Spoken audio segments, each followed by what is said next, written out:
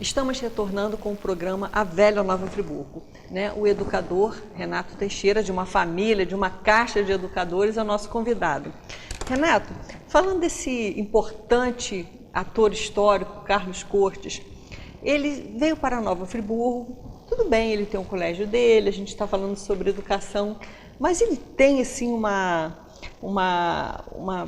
verve assim, política, que ele traz para Nova Friburgo o tiro de guerra. A vinda do tiro de guerra já foi uma intenção dele em se militarizar, vamos dizer assim, ter um armamento, porque ele já estava prevendo um movimento revolucionário. Estou me referindo, no caso, à Revolução de 30, porque ele trouxe o tiro, foi ele quem trouxe o tiro de guerra para Friburgo, inclusive usava as instalações do colégio, e me parece que durante a Revolução ele usou as armas também do tiro de guerra. Correto. É isso mesmo? É isso mesmo. Talvez, vovô, talvez esteja essa vontade, tanto que, como se salientou, o nosso uniforme da época. Era próximo ao de militares. E só para dar um adendo, os sobrinhos que estudaram no colégio, um terminou como general de exército e o outro como almirante. Sobrinhos do Carlos Cortes, inclusive, da família Miguense, e o famoso general Muruca. Inclusive, tem uma citação de um capitão americano, Ferreira, que participou do Levante de 22, Sim. que foi contratado pelo Carlos Cortes, dava aula, estava assim até foragido, na época, porque participou desse Levante, e ele trabalhou no colégio, mas ele foi assim o articulador militar da Revolução, no caso dos friburguenses, para seguirem a tropa até Minas Gerais, Porto Novo do Cunha. Minha mãe falava que papai o vovô tinha um afeto muito grande pelo capitão americano. Inclusive, aquele que chegou, prepararam, sim, porque o irmão dele, o mais velho, já era juiz em Campos. Irmão de quem? Carlos Cortes. Ah, tá. Então, já havia uma sinergia positiva, vamos chamar assim, entre esse ideal de modificar, de terminar com a República Velha, terminar esse poder. E, efetivamente, a classe que estava ascendendo, a classe média de Friburgo, ou de Friburgo não, do Brasil como um todo, tá? E representado por esse núcleo, e com certeza absoluta que ideal, quer dizer, o que vou falar, vovó, que era um alicerce, Zélia dos Santos Cortes era o alicerce do meu avô. Tá? É aquele quando fala assim, todo grande homem. Então, eu pensei nessa frase agora, ter uma grande mulher, Foi a sorte do Carlos Cortes e a sorte de Messias, meu pai. E ele teve uma facilidade por causa dos Galiano das Neves, Porque, como eu disse no início do programa, eles tinham uma ligação muito forte com Minas Gerais, porque é uma família oligárquica, dessa região. E aí eles entraram também de cabeça na Revolução de 30, Então, Friburgo mandou, assim, muita gente, É bom essa retomada, essa nova e velha história, porque muita gente desconhece esses fatos. E o próprio tiro de guerra, Renato, você está te cortando, o tiro de guerra de Friburgo, ele foi criado em 1927. Então, esse ano, o tiro de guerra completaria 80 anos. Mas quando o tiro de guerra de Friburgo foi criado, Janaína, todo tiro de guerra ele tem um número. Eu, por exemplo, quando servi em 57, era tiro de guerra 218. Tiro de guerra de Nova Friburgo, 218. O tiro de guerra de Friburgo, ele foi criado com o número 24, Tiro de guerra no número 24. Depois resolveram mudar o nome, o número, E o tiro de guerra de Friburgo, sabe, nós estamos em 2017. Agora eu vou te passar a perna. 13 de dezembro de 1927. Você que adora uma data. E veja bem, o colégio chegou de Cordeiro em 1926. Viemos de trem, Tivaltim contava isso, Walter Santos, contava que o colégio se perfilou já todo aquele departamento do colégio, e andou pela Alberto Braune toda, e foi onde é que o primeiro lugar, a primeira sede, que foi o antigo Hotel Leroy. E o colégio modelo tinha até aquele boné estilo militar, né? O cap, né? Que a gente chama o cap, né? Azul, eu me lembro, o cap azul do colégio modelo daquela Não, e até no início mesmo era uniforme, uniforme mesmo. Uniforme. Você vê aqueles garotinhos assim, vestindo aquele uniforme mesmo, parece... né, militares. Agora, você citou o Hotel Leroy, a primeira instalação dele foi no antigo Hotel Leroy, para as pessoas conhecerem, na rua Leroy, onde hoje tem um prédio residencial, e ali parece que houve, por conta dessa participação política do Carlos Cortes na Revolução de 30, só para as pessoas entenderem, o Galdino do Valle, o grande...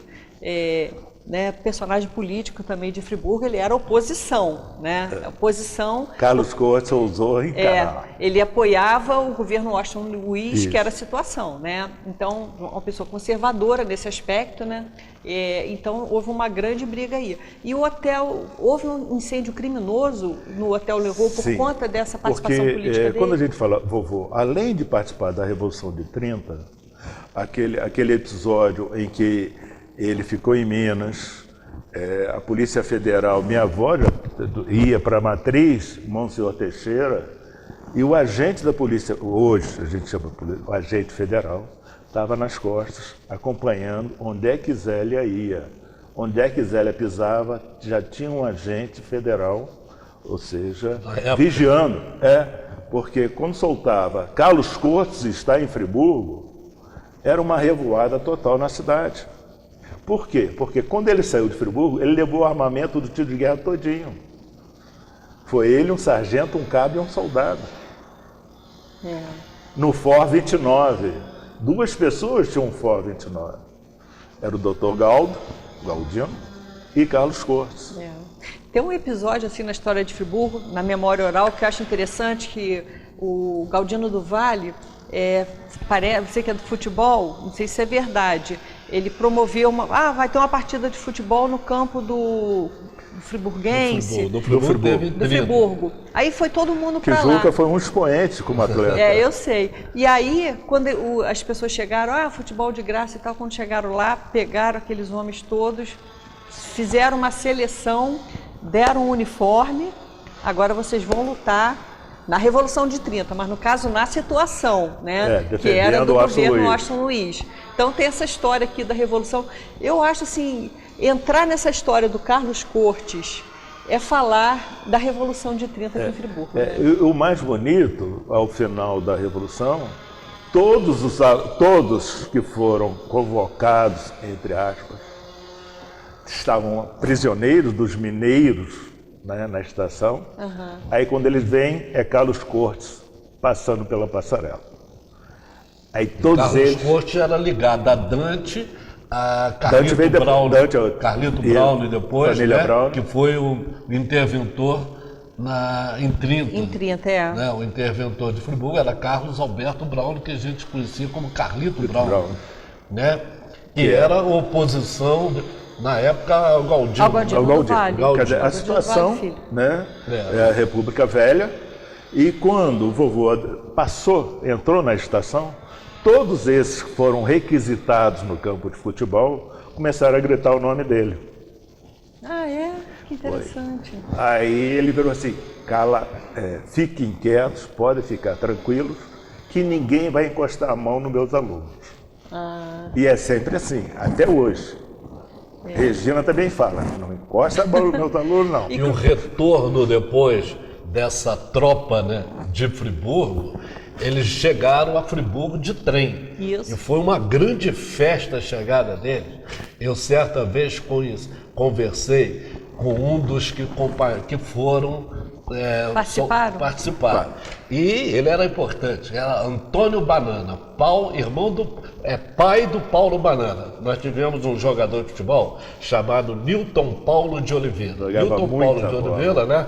Era o meio de campo. O Paulo Banana, que jogou comigo no Friburgo. E o pai dele, o seu Antônio, que era da aviação friburguense, o seu Antônio foi um dos membros do grupo de Friburgo que foi se deslocou para poder combater na Revolução. E eles contaram a história maravilhosa. O Antônio, de vez em quando, parava e a gente ficava ouvindo ele falar como é que era a alimentação, que era a saudade de Friburgo. Ainda bem que foi rápido, né? Não demorou muito, mas foi um momento muito importante da nossa história, né? Foi quando o vovô, com 11 pessoas, né, 11 soldados, ele comandando, tomaram a cidade do Carmo. Ocuparam a estação, prefeitura, correio. Aí foi quando o pessoal, dizem a história, que o pessoal de Cantagalo soube que os mineiros estavam chegando, muita gente passou mal, muita gente foi para a casinha, o banheiro, passando mal de nervoso, que os mineiros estão chegando, a guerra está chegando. Tá? Aí deram os a contra-ofensiva. Os mineiros, o vovô era mineiro, do lado de lá de Getúlio mesmo, né? Aí deram o contra, ele retornou. Quando ele retornou, aí o capitão americano, que já tinha trabalhado desde 20, chegou para vovô e falou: Carlos, o que você fez? Que negócio é esse? Não está vendo que a gente está esperando negociar? Eu falei assim: meu filho, minha mulher está sendo perseguida, todo dia tem um cara da Polícia Federal. Ela não pode ir à rua. Fica em frente à casa, porque eles sentavam em frente mesmo. Estou aqui esperando. Deixei minha vida, meu colégio, peguei tudo. E vocês ficam conversando? Aí quando você fala o pavio curto, o vovô tinha um pavio curto. Meus primos falam, quem segurava o pavio curto, a única mulher que segurava era a vovó Zélia. Imagino, né? Aí ele virou para o capitão, eu vou ficar... Não, Carlos, não é assim, calma. Inclusive você já citou também que teve tanto uma época...